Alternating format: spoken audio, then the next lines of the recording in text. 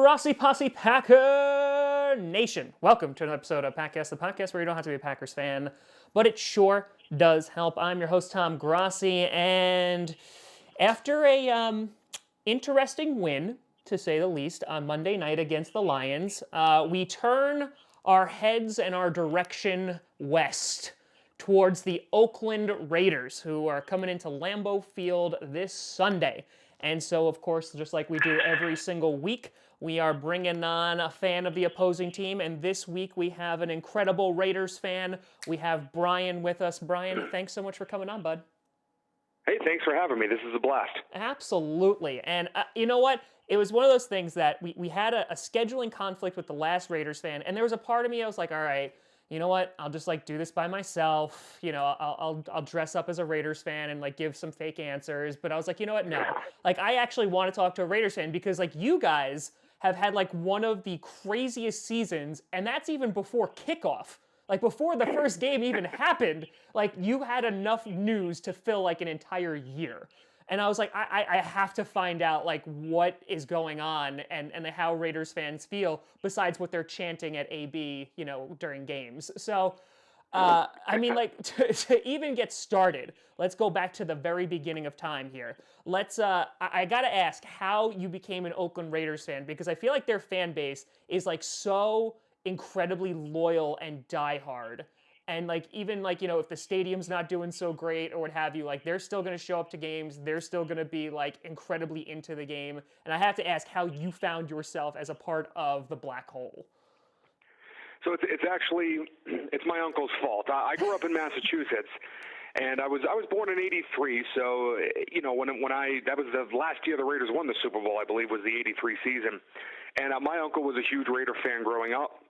And I spent a lot of time with him as a kid, and that was it. It was just the first games I were watching were watching Raider games with him, and the Patriots weren't great at the time. Maybe I dropped the ball on that one, but just spending enough time with him, that's where it got me to. And it might be nice to enjoy all the titles up there, but I don't regret it at all. It's been fun, and I know whenever they get back there, it's going to be worth the wait. Yeah, and you know what? I've had that conversation before, and even with Patriots fans, I'm like, okay, is there ever a point where you get I don't want to say tired of winning, but tired of winning all the time, and they always say no. But I feel there is something to be said, if you're a Browns fan or something, you're bad for so long that when you finally, you said, make it there, you're like, wow, just the gratification that you get, you're just that was amazing. Oh, absolutely. And that's, and I was hoping, not that they had been bad for a long time at that point, but when they had that window of a few years during Gruden's first run, I was really hoping one of those years they'd make it happen. And then, when they got beat up in the Super Bowl, you're thinking, well, we got there this year, let's just work at it next year. And boy, it's been a rough stretch since then. You're just any day now. We're gonna get back there. Yep. Yeah. I always think of Marino talking about when he made it his second year, being like, we lost, but I was like, we got there once, I'll get there again, and he's like, and it just never came. Yeah, and you know what? I feel that the Patriots' success has set such a precedent that there's so many teams that are how come you're not making the Super Bowl every single year? How come you're not like the Patriots? And I feel you have to look at it the Patriots are doing something that no other franchise has really done besides the Bills making it 4 years in a row, not winning of course, but making it 4 years in a row. It doesn't happen often. It's a lot harder to make a Super Bowl, let alone win one. Absolutely, and not just that, but doing it today. I know the Steelers, I think, made it to 4 in 6 years, and you mentioned the Bills. But when the Steelers did that in the '70s, I don't know how many teams there were, but it certainly wasn't what it is now. Free agency wasn't the thing. What the Pats are doing right now is, I know we're all sick of it, but once it passes, it's something I don't see it ever happening again. I can't see a scenario where a team. I don't know. They've made something like 8 straight AFC title games. This kind of stretch, we'll never see it again. So once it's gone, that'll be it. At least I don't think so. Yeah, no, I completely agree with that. And I think the people who will breathe the biggest sigh of relief is every other team in the AFC East that is just thank God, one of us has a chance now. We could finally do something. And yeah, and I don't think you will see that again. And if you do, I hope it's the Packers. But other than that, I have to ask you, you brought up Jon Gruden, so his first run. And so you bring back Jon Gruden. right? You sign him for a ridiculously crazy deal. You pull him off Monday Night Football as he's like gushing over quarterbacks, and even if it's Brian Hoyer playing, he's just like, look how amazing that man is. And he comes back, and like the first season was rough, right? It didn't go as well. But then again, like there were some gaping holes there. And now, that Gruden's coming into his own kind of and is kind of shaping the team a little bit. Kind of give me your reaction to when you brought Gruden back. Like, were you happy about it? For that amount of money, were you happy about it? And then kind of like where you are now on Gruden, if that's changed. I was excited about it then, and I still am. We had there's just been so many bad coaches that have come in and out, and they've, lasted a year at a time. And obviously, when Al Davis was there, he lost it toward the end. And just every year it looked like there was a new guy, and he was just trying to get that quick fix. So I had no problem bringing Gruden back. He's got a track record of success. The first time around with the Raiders, he built them into a Super Bowl contender. He left. He went and took a team that had all the talent but had a coach that couldn't get them there. He took them over the top. And really, most of the criticism about Gruden on his first run is everything that came in the latter years with Tampa when he was making some bad personnel decisions and bad draft decisions. And he was, but I think this time having a guy in Mayock that he trusts at the GM spot, I'm not as concerned about that. The only concern I'll ever have about Gruden is I don't think he makes great draft decisions, but if he has someone he trusts to do that, then I feel good about it. And as far as the contract, I mean, that doesn't bother me because at the end of the day, that's not money out of my pocket. It doesn't count against the cap, so it's not preventing them from signing players. Yeah. Mark Davis, it's funny. Mark Davis, who, of course, he's the Raiders owner with his bowl cut and P.F. Chang's lunch. I don't think anyone else could be the current owner of the Raiders than him. But at the end of the day, people, the Raiders don't have a lot of money. Well, compared to other NFL teams, at the end of the day, they still have the money they need to sign players, and I'm sure Vegas will help with that as far as the financials go. But I'm happy to have Gruden, and I know it's become very popular these days to say that Gruden doesn't have it, but I don't think, especially looking at the team this year and how it's growing, I don't really think there's a lot of evidence to back that up. Yeah, no, and I think he, at the bare minimum, he's made some big improvements on that team. And when it comes to like guys like Mike Mayock, like you were saying, like if you're able to trust your GM, and he's obviously like a draft whiz, right? Like just from his career. I mean, you look at that and you're like, oh, okay, like we have a guy who could basically kind of even out the weaknesses that Gruden may have when it comes to like the draft board, and now we can hopefully move forward and get some studs, because you guys had a bunch of damn draft picks this year, and we're able to pick a whole bunch of times in the first round, and going back a little bit, because one of the reasons why your team got a lot of criticism last year was obviously the trade of Khalil Mack. And, sure. As a Packers fan, I'm not very happy with your choice and your decision. But at the same time, like, I never thought that you guys actually would do it, because Khalil Mack's like that once-in-a-generational player. And I have to kind of ask, like, when you have a guy like Khalil Mack, and obviously the defense suffered for it last year, and I think it's too early to like ask, like, is it worth it or was it worth it, et cetera, because obviously those draft picks need to pan out, and you need to wait a couple years to see if ultimately that was the right choice. But kind of like, what was your take on it? The fact that, Khalil Mack, there wasn't coming to an agreement on a contract, and he wound up like getting traded off to the Bears. Did you think he was ever going to get traded? And when he eventually was, kind of like, what were your thoughts towards that? Because I know a lot of Raiders fans who were pissed. Yeah, I compared it to, I didn't think they were going to trade him. And of all things, I got the news. My now wife and I we just got married this past Sunday, actually. So that's weird to say. Congratulations. Thank you. We were in Japan actually when I got the news. So it was just kind of surreal. I'm in Japan and I found out Khalil Mack got traded. Maybe I had to be there, but it was a little odd. I compared it to being in a relationship where, you really love the person you're with, and you hate to see it end, but after it's over, you're kind of just like, you know what, I get it. And what I mean by that is, look, I love Khalil Mack, and he is a generational talent, but I think he was with us, it was 4 or 5 years, I'm blanking, but in each of those years, I think the best defensive finish we had was like 24th overall. And my whole thing is that Khalil Mack, as great as he is, and he is great, he wasn't. Our team had so many holes that he wasn't going to fill them all. Yeah. And it's funny. After the Bears game, I was on the Raider Reddit, of course, and we were just chatting about that. And I threw a post up where I said, I feel like I'm watching the Bears getting trapped in the situation that I was afraid we'd be in if we signed Mack. Mack wanted to be the highest paid player, in defensive player anyway. We actually offered him that contract, but he wanted a little more, and yeah, hey, that's his decision. But at the end of the day, I said, okay, we have Mack, and maybe he's great, but we have so many holes to fill across the roster. So I'm watching that Bears-Raider game in London, which I'm sure you enjoyed almost as much as I did. Very much so. And as I'm watching the Raiders just 5-yard carry, 6-yard, 7-yard, 5-yard, 4-yard, I'm watching the Bears offense too, and I'm just thinking, man, these guys, they don't have an offensive line. Their quarterback situation's looking a little bleak. Their wide receiver situation's looking a little bleak. Trey Burton, who was going to be the next stud tight end, just he can't run a route. And I'm realizing, man, these guys have a lot of weaknesses themselves, and I wonder if right now, and like you said, it's too early to tell, and you're 100% right, probably won't know for 5 years. But I'm just watching them, and I'm thinking, with the money, this is actually a question I posed to, I have a couple of friends who are Bears fans, and the question I posed to them was, you think of the picks he gave up and the money that you paid Mack. The Raiders, with the money they didn't pay Mack, and with that pick so far, I'd say responsible for Jacobs, Trent Brown, probably Ty Williams, or, if not Ty Williams, you could look at, anyone else they picked up. But, maybe you start with those three guys. And I'm just saying, right now, looking at your offense, and the Bears already had a great defense. Mack obviously makes it even better, but they already had a lot of talent. And one of the questions I posed is, would you rather have Mack or would you rather have Jacobs, Trent Brown on your O-line, Ty Williams at wide receiver, and another first-round pick next year?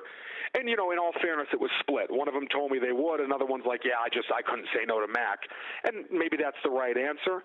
But you know what? Looking at what we've done with those picks, or with the picks and with the money, and then looking at the fact that, man, we have another 2 first-round picks next year, right now I don't feel that bad about it.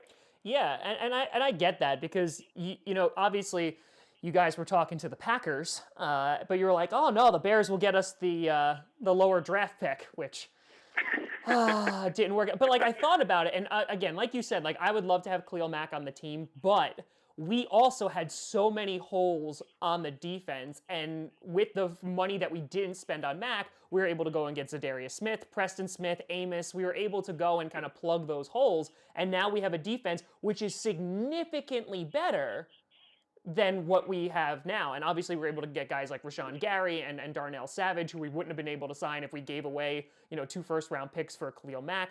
And so I think at the end of the day, you're 100% right that you could have the best player in the entire league, whether it's Aaron Donald, whether it's Patrick Mahomes, Aaron Rodgers, or Khalil Mack. It really doesn't matter. If you have that one guy, but there's so many holes at other positions, that player can only do so much. And while they're amazing and they may put up great individual stats and numbers, as a team, they're not going to get better if it's just constantly rely on them and all your money is tied up into that one player. No question. People talk about Lawrence Taylor, greatest of all time, outstanding, and he was. There's no denying that. Harry Carson was on his left and Carl Banks was on his right. I think both of those guys are in the Hall of Fame. So, as great as Lawrence Taylor was, he had a lot of talent on that defense around him. Yeah. Khalil Mack can be the best defensive player in the league, but if you don't have the pieces around him, he can't rush the passer and drop back in coverage, and not get fooled on counters and everything like that. You still need talent around him. And yeah, at the end of the day, the Raiders just didn't have the talent around him. And if they did sign him, they wouldn't have some of the pieces they have right now that would be around him either. Yeah, and you could even look, the proof is in the pudding, essentially. Look at Aaron Donald, right? Who is usually the guy who's, the closest or compared to Khalil Mack in terms of, ability and talent. And he's on a Rams defense, which is, got a lot better with Ramsey now, but, is not doing well this year at all. They're allowing, 50 points to the Buccaneers. And, so again, yeah, I think we're in 100% agreement with that. And kind of looking into the future, whether it's draft picks or what have you, you did mention earlier the move to Vegas, right? And that's going to help financially, that's going to help with publicity and what have you. obviously not living in Oakland or being in Oakland, do you have like a certain connection with the current stadium and like have like that bit of, I don't want to say like remorse, but like be like, oh man, like when they leave, like it's gonna be a different team because it's in this different venue, because it's gonna be more publicized, etc. Are the Raiders gonna kind of lose a little bit of that allure, or for you, like not being immediately like in the vicinity of the stadium, are you kind of like, okay, it's like the same Raiders, are just in a different spot? Yeah, for me, it doesn't bother me. I grew up in Massachusetts. I live in Colorado now. If anything, it's only about a 10-hour drive, I think, from where I live to Vegas, so that's not too bad if I want to make a road trip out of it. No, I don't. Look, I love the Raiders, but I think the whole mystique, the Oakland Raider mystique, it hasn't been there in a long time, and I'm wondering if maybe a change of venue could help that. Plus, let's just be honest, that stadium is, nobody has anything nice to say about it. We're still playing on dirt. I went to one game at that stadium. You're going to love this. I went to one game at that stadium because I knew I had to go out there, and we went out. We were excited. It was a rough year, but we're thinking, we'll see how the game goes. And 2 days before the game, the team we're playing, the quarterback, his dad dies, and so you already know where this one's going. Oh yes, I do. Yeah, so his father passed away. And I remember everyone thinking, Brett, maybe he'll be a little distracted by the game. And my uncle was with me, the one who got me into them. And he just kind of laughed. And everyone who said, maybe Brett will be distracted, he said he's going to throw 400 yards and 4 touchdowns. And I think the exact stat line was 399 and 4 touchdowns. Yep, yeah. And any person who listened, he told them 404. I guarantee you, don't even worry. It's happening. Accept it and accept that you're going to see a really memorable game. It's going to be one of the all-time games they talk about. You guys are going to be there. We're just unfortunately going to be on the wrong end of it. Listen, everyone's going to talk about it. You're just never going to want to talk about it. Exactly. You're not going to want to hear about it, but it's going to be talked about. But I have bad luck. I won't get off on a tangent, but I have bad luck being at live Raider games. I was at that game, and I was at the Snow Bowl game in New England in January 2002. So yeah, I've just got to stop going to live games probably. In fact, my wife and I were going to go out there this weekend for this game before ultimately deciding on something else. She thought a nice weekend in the country sounded nicer than sitting at Lambeau. I don't know why, but here we are. Well, I mean, in that case, I think you should dramatically reconsider, because what you're telling me is Aaron Rodgers is going to have the greatest day of his life if you're there. So, I mean, I think that there should be a GoFundMe started right now to get you and your wife to go to Lambeau. It's probably for the best, at least on this end. I'm not there, but no, I don't mind them moving to Vegas. I'm looking forward to them being there. It's a fresh start, and frankly, if you're looking from a business perspective, getting free agents there. I mean, there's a lot of players who would probably love to play in Vegas. Mm-hmm. Yeah, there's no state income tax, so I think on the business end, it's going to be great. And hey, you know what? They've already moved once before, and then they moved back. I think if Al was alive, he'd like to move. Yeah. And kind of looking at it too, like there was some controversy in the offseason. We're not even getting to the big controversy, but there was controversy in the offseason before the draft around Jon Gruden and Carr, right? And that there was like questions and there were stories coming out. What the validity of them, who knows? At this point, literally anybody can, pick up a microphone and start a dumbass podcast. Who does that? But and say a whole bunch of stuff. But like Carr, obviously a few years ago, MVP-like performances, brings you guys to the playoffs, gets hurt, and that kind of ends that. And you're like, okay, like let's wait, because he's going to bounce back and it's going to be amazing. And obviously has struggled a little bit in terms of, again, like the offensive line has struggled. He hasn't had like that run game. Now, obviously he has something in Josh Jacobs. And there was talks of potentially, the Raiders trading up and getting Kyler Murray, or Gruden kind of like abandoning Carr. And obviously that did not happen. And so I'm kind of curious, with the lack of weapons that Carr has at his disposal, whether it's receivers, whether it's running backs, what have you, do you put a lot of the lack of success in the years since his like MVP-like season, do you place that solely on Carr, or do you place that more on like the team or the lack thereof talent around him? I think it's a little all of the above. What I'll say with Carr is this: is people, he broke his leg in that Colts game, which just brutal. It's week 16. These guys are about to maybe get the 2 seed if they win next week. Yep. So that was rough. But a lot of, unless you're a Raider fan and really just pay attention to them, I think what a lot of people forget is, yeah, that was unfortunate, but he came back next year, week 1, went to Tennessee, beat the Titans, and I remember we beat him pretty well. The score was close, but I remember the game not being close at all. The next week they went home and put up 45 on the Jets. So he was back and he was fine and ready to go. Mm-hmm. Week 3 in Denver, and of course I was at this game too. I've got a terrible track record. Week 4 was the Denver game. Week 3 was the Sunday night game where we lost to the Redskins, which, hey, it was a rough game. What can you do? Sure. Next week, come back. It's Denver. It's a close game. It's like 7-3 or something. Carr gets hit, breaks a vertebrae in his back. Since that, it was actually since that he just went on a stretch where he started to look very nervous. Like any time he would even feel some pressure, he just got rid of the ball real quick, or he would rush and make a bad decision. I don't think he should have come back as quick as he did that season. He got the busted vertebrae. I think he sat out 1 game and he was back. Just probably thinking, hey, this team was 12-4 last year, 11-5, whatever it was, and feeling like he had a chance to get him back there. And really that had affected him. But you come back next year, and then the talent's just not there. There was a very bare bones team last year, so you can only expect so much from him. I do think I will say this: I've flip-flopped a little bit on him here and there, and one of the reasons why is when you look at the stat sheets and you're like, man, the completion percentage is up. Wow, PFF says he's the best in the league at not making poor throws, and you look at a lot of those, and on paper it just looks great. And then I think what'll happen is then you'll watch the Vikings game where, okay, you know what, we started rough. It's we're down 14-0, but hey, we're driving. Overthrows a wide open receiver right into the safety, and you're like, God damn, okay, hey, you know what? It's 21, whatever it is, 21-7. We've got a chance to come back here. Calls an audible at the line, miscommunication with the receiver, intercepted in the end zone. And you see enough of those little plays where you can get a little frustrated. But I will say at the end of the day, I don't put a lot of that on Carr. Carr's the best quarterback we've had here in a long, long time. And I think as you're seeing more talent around him and that talent's starting to, grow a little together, I think you're starting to see that he can be the guy who gets it done. He's not going to be, I don't think he's ever going to be a stud. He's not an Aaron Rodgers guy. But I think he's a guy who can not make mistakes just enough that he can get us there. And I do believe, I'll tell you this, and I'm sure this topic will come up. One thing I will say in Carr's defense big time, we got Ty Williams. He's hurt. That's a bummer.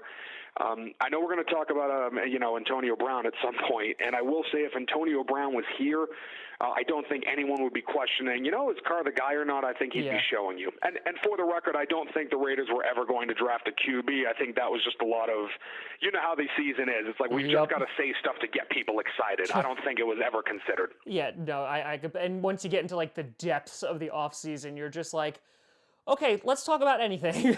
So, yeah, 100%. And I think, and I saw this too, because I checked out Hard Knocks during the offseason, and there was kind of like a main focus on like you're bringing in these offensive linemen, right? You're bringing in like guys like Richie Incognito, like these huge, like towering guys. And you're just like, hey, like, because we need to beef up the offensive line because we haven't had a run game. Derek Carr is obviously getting hit way too much. And, when you're sitting there and watching Hard Knocks, I haven't had the pleasure of having the Packers on Hard Knocks. I feel like it's one of those things that there's entertainment value in it, obviously.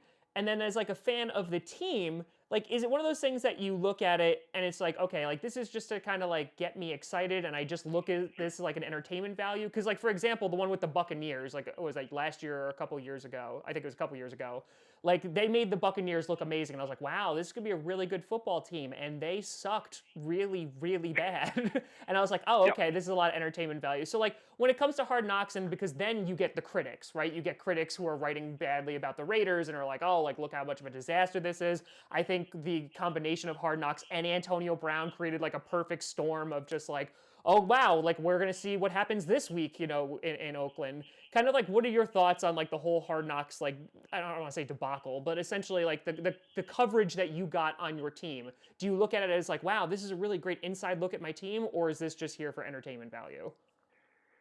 More entertainment value, and the unfortunate part is I thought it was, maybe this is just me, I thought it was boring. I'm like, okay, you've got right? Jon Gruden, you've got go ahead. No, I was like, right, I agree with you, right? Like, it was boring. Like, it wasn't just me. Like, I just feel like even with all the Antonio Brown stuff, I was like, oh, okay, all right, this was like 45 minutes wasted of my life, but okay. Yeah, I think one of the problems was it got a little too hyped where you're just thinking, okay, wait, it's Jon Gruden, Richie Incognito's there, Vontaze Burfict is there, Antonio Brown's there, and now we've got an emerging guy like Jonathan Abram, he sounds like he's a character. You've got Derek Carr, who I like Derek Carr, but he's kind of a strange dude, at least as far as I can tell. Yeah. So I'm looking at this combo and I'm thinking, this is going to be a circus. I can't even imagine. And then it's a bunch of guys debating how to pronounce salmon, and I'm like, well, that's not really what I was expecting. So I didn't think much of it. It was I didn't learn anything. I wasn't even necessarily disappointed. It was just kind of there, and I was okay. If anything, I thought this season was. I thought this season was proof that maybe Hard Knocks just shouldn't even be a thing anymore, because I don't really think anybody cares. Yeah, no, I think it just helped a lot of media people write terrible articles, and like I feel like they got viewership because of like the Antonio Brown thing that was going on at the same exact time, but like that was such a small part of it, because like you would have like a 50-minute episode, and like 2 minutes would be like Antonio Brown being like, look at my feet. And then that would be it. And then it's like, all right, but next week is when things get really crazy. And they just never did. Yep. So, I mean, you brought up, we'll talk about AB momentarily, but you did bring him up.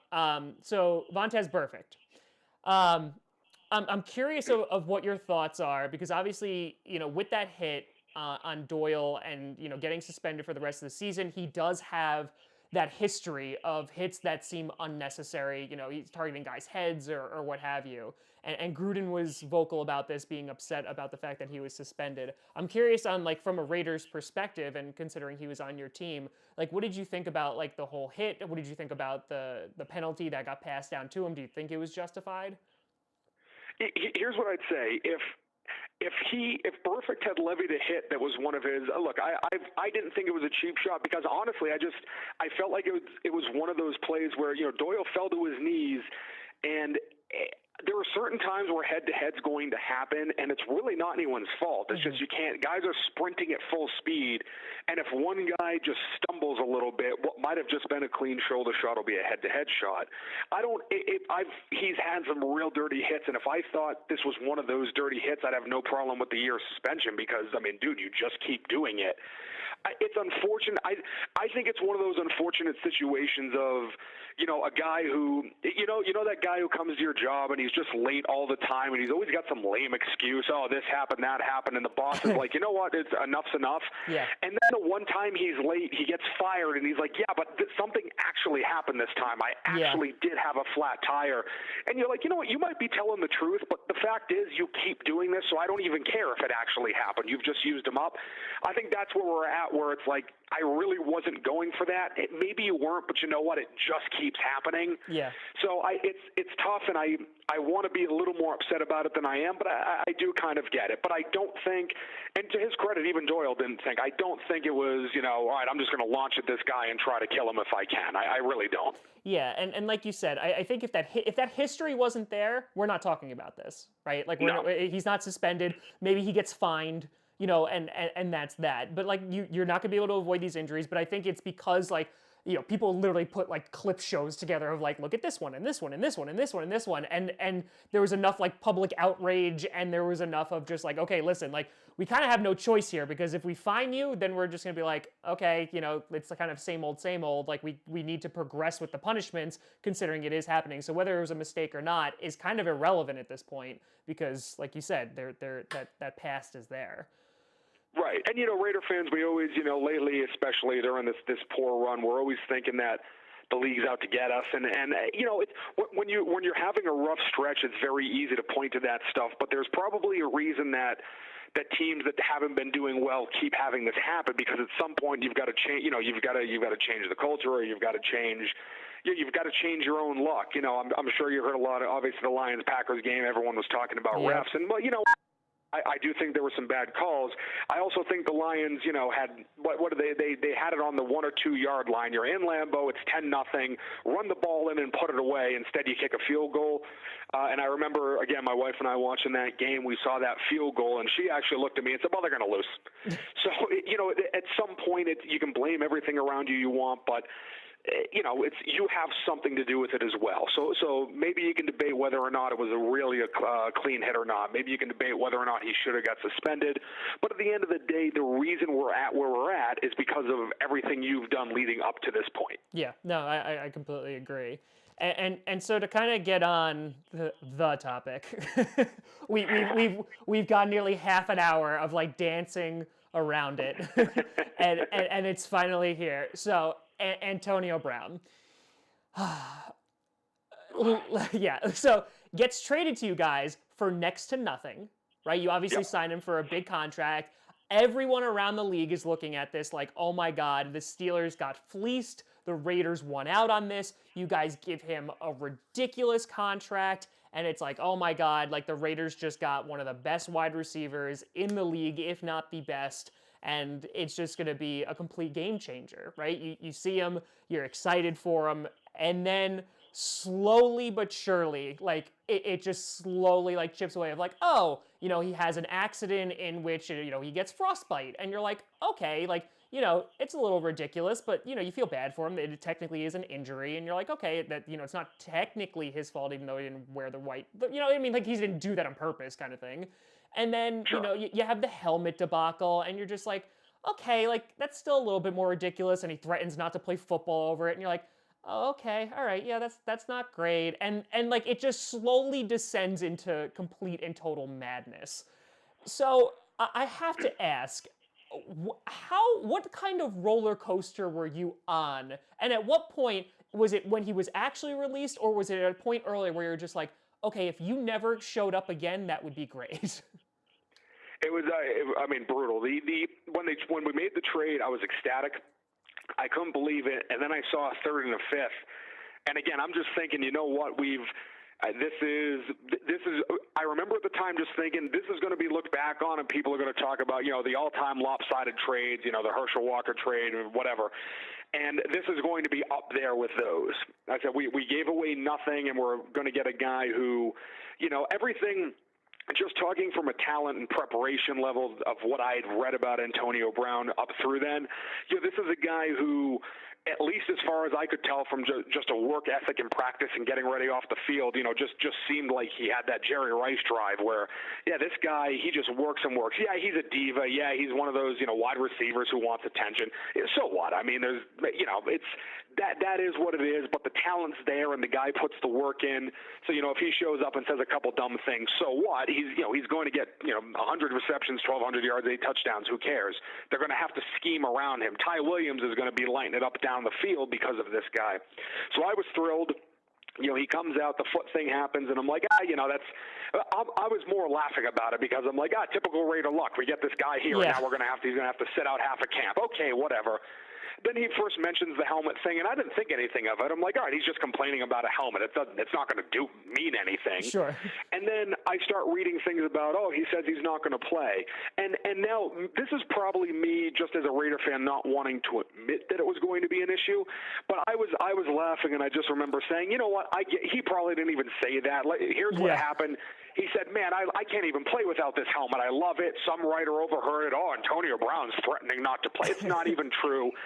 And then after he had the appeal denied and then he wasn't showing up, that's the point where I was like, don't tell me this is happening. Come on. And I was still holding out hope for it. And then, I'm like, okay, he's coming fine. Mayock finds him. He posts about the fine on Instagram. And I'm like, whatever. He's just being a baby. I don't care. It's all going to be said and done. Yeah. And then he's not showing up again.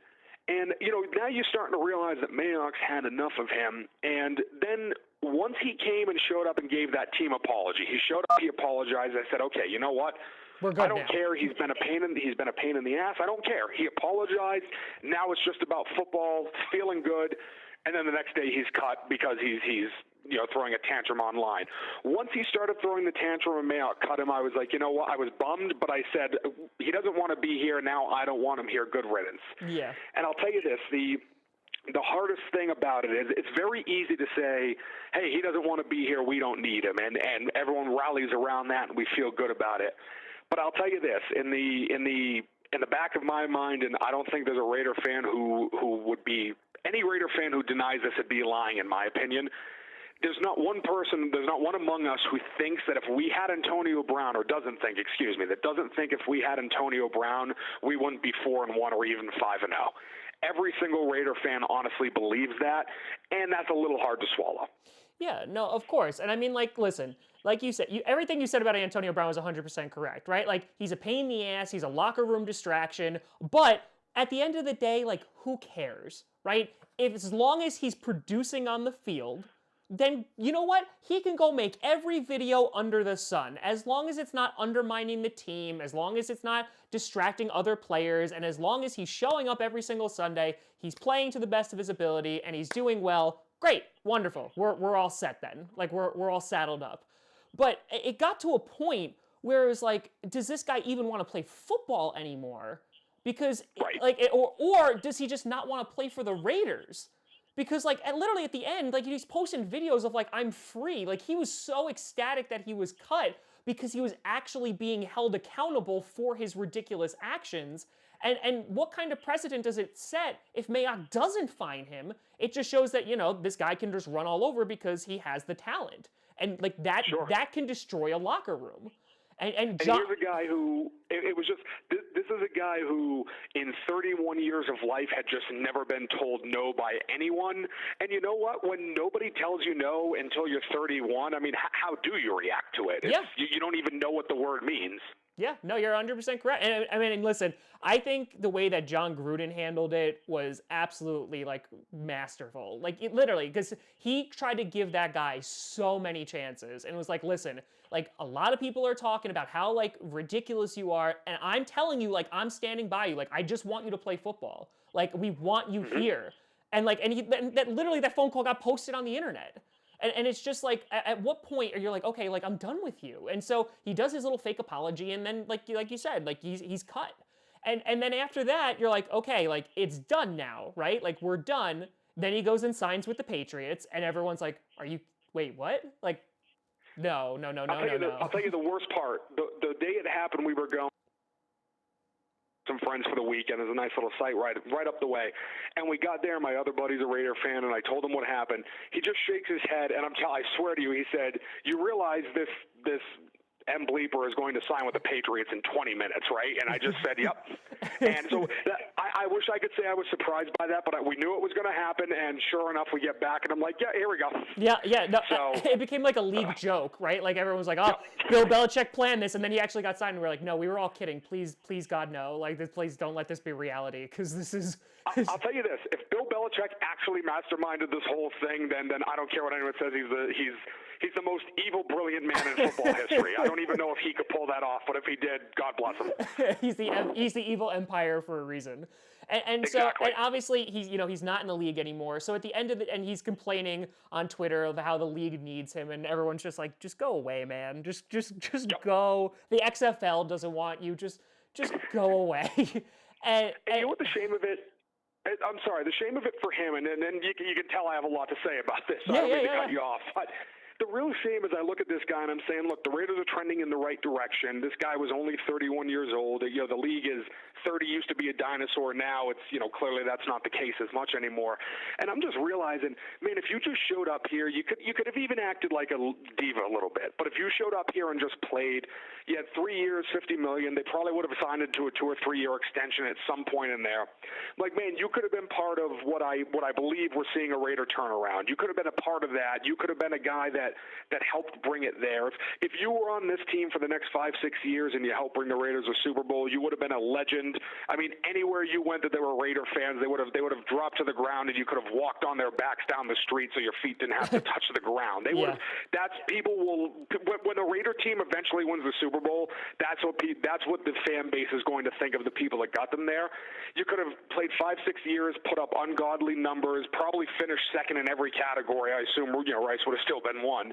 And you could have made another $7,500 million, ended up in the Hall of. I mean, you could have just been one of the all-time greats and a guy that helped restore, what was once the model NFL franchise, or at least one of the 2 or 3 model NFL franchises. And you threw it all away, and I don't understand that mindset. I just don't. Yeah, and at the end of the day, like at this point, like people still ask me like, oh, like what do you think about what Antonio Brown said online now? And I'm like, I don't. Like I just don't care anymore. Like I am so beyond caring. I don't care if he signs with the Dolphins. I don't care if he signs with I don't care who he signs with. Like I'm done. As long as he doesn't come to the Packers, I'm good. He can go sign with the Bears. That's fine. Ruin their locker room. But like I'm done. Like I like we went through in that like month period, like every single day, like in that week period of that final week. Like, it was literally, like, news was breaking every 5 minutes. Like, I remember, like, going on Saturday and being like, okay, I recorded an entire video about, like, the entire saga of him getting cut by the Raiders, and I'm sitting there and I'm editing it, and I have friends and my wife waiting upstairs because we're supposed to go somewhere, and I'm like, I'm literally about to hit, like, upload, and then he gets signed by the Patriots. I'm like, are you freaking kidding me? And I'm like, well, you got to do this all again. So, like, I'm okay that he's gone because, yeah, I don't need that stress in my life. And I'm a Packers fan. I don't need that anymore. So, like, obviously, you had these expectations with Antonio Brown and what this team could have been. And currently where you're sitting at right now, we'll talk about the game next. But looking at, like, the season as a whole, you're in a division that obviously features the Chiefs, who are struggling a little bit right now. They've lost back-to-back games. The Chargers, who were amazing last year after losing Derwin James and obviously not having Melvin Gordon for a while, just like have completely fallen apart. And the Broncos are, kind of getting a little bit back, a little bit of resurgence, especially with that defense, but, they're not doing amazingly well right now. So I don't want to say your division is wide open by any stretch, but, like, it's not as doom and gloom as I thought it would have been, where the Raiders would have been competing with the Broncos for who's going to finish in third place. Because now, like, there's at least that opportunity open. So, like, where do you see the season progressing for you guys? Like, do you see this as, like, this is a potential playoff year, or, like, do we need that one more year where we get those additional guys in the draft and then we can make a run for it? I think it's definitely a potential playoff year. I don't know how deep in the playoffs they'd go, but when I looked at the schedule at the beginning of the year, it's brutal, and Gruden's yelled about this, but just for anyone who's not aware, they basically played 5 straight road games. It was at Minnesota, at Indy, a home game in London against the Bears, and this week obviously we're at Green Bay and then we're at Houston. And when I was looking at that stretch, I just kept saying, okay, our first 7 games, 2 home games, and 5 on the road. I was just praying, can we get to 3 and 4 on that? And now and even that probably felt optimistic. But now I'm looking, I'm saying, okay, well, we're 3 and 2 now. Can we pull off one of these next 2 and go home 4 and 3? And then I think they have 3 straight games at home against, one is the Lions, who look tough this year. But the Lions, the Bengals, and I think the Jets are one of them. And I'm just thinking, all 3 of those games are winnable games, especially, the Bengals and Jets I think should be wins. So I suddenly got a little optimistic, and it's funny because we talked about Gruden earlier, and people talk, his old style, it doesn't work anymore. Well, he's got a huge offensive line, and he's got a big fullback that likes to hit people, and I mean, it's working. Clearly it is working. So I'm starting to feel more optimistic, but more than anything, I'm just thinking, man, if we can do this year, and then next year we have 2 more first-round picks. We have, and I trust Mayock so much. I mean, the draft this year, they took, Ferrell, who, Cleveland Ferrell isn't putting up superstar numbers or anything, but he's been very good against the run. He hasn't got as much pressure on the QB, especially replacing a guy like Mack.